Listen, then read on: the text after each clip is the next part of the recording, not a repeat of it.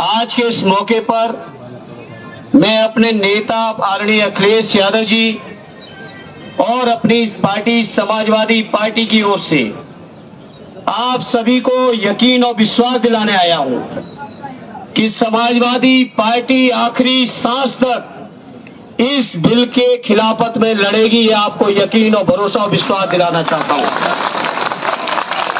Bill के introduction से लेके जेपीसी से लेके जहां जहां तक ये बिल चला और जहां तक ये बिल जाएगा, चाहे संसद में दोबारा आए, चाहे न्यायालय तक जाना पड़े, हर स्तर पर समाजवादी पार्टी आपके हर फैसले के साथ मजबूती से खड़ी है साथियों।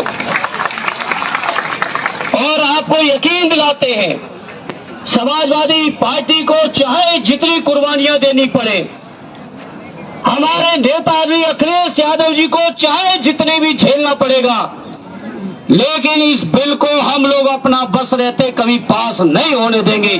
ये हम आपको यकीन और भरोसा दिलाते हैं। आप सबकी दुआओं से और आप सबकी मेहनत से समाजवादी पार्टी आज इस हैसियत में है, आपकी कृपा से, आपकी दुआओं से, कि संसद को चैन से नहीं चलने देगी। अगर संसद में जबरदस्ती बिल आएगा तो ये सरकार की नीयत से आप सब वाकिफ हो। ये सरकार किसी भी तरह से जो हमारे मुसलमान भाइयों के, हमारे बुजुर्गों ने जो जमीनें वक्फ किए हैं, चाहे इबादत गाहों के लिए किए हो, चाहे शिक्षण संस्थानों के लिए किए हो, चाहे कब्रिस्तानों के लिए की हो, चाहे समाज के और तमाम जरूरतों के लिए की हो, उनकी जो नियत थी वक्फ करने की जमीन की, उस नियत के खिलाफ जाके सरकार जमीन कब्जा करना चाहती है।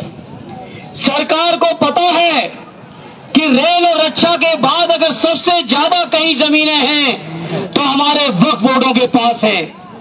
ये बीजेपी के लोग जो देश के अंदर नफरत फैला रहे हैं, देश के अंदर लोगों को चैन से नहीं रहने देना चाहते हैं, देश के अंदर हमारे मुसलमान भाइयों के हर स्तर पर हमला कर रहे हैं, चाहे उनके शिक्षण संस्थान हो, चाहे उनका रोजगार हो, व्यापार हो। अब तो हद हो गई जब उनके द्वारा वक्फ की हुई जमीनों पर भी इनकी नियत है। तो मैं आदरणीय अखिलेश यादव जी की ओर से, समाजवादियों की ओर से आप सबको यकीन दिलाता हूं, हर स्तर का संघर्ष करेंगे, इस बिल को वापस करा के छोड़ेंगे। ये मैं आप सभी को यकीन और विश्वास दिलाना चाहता हूं।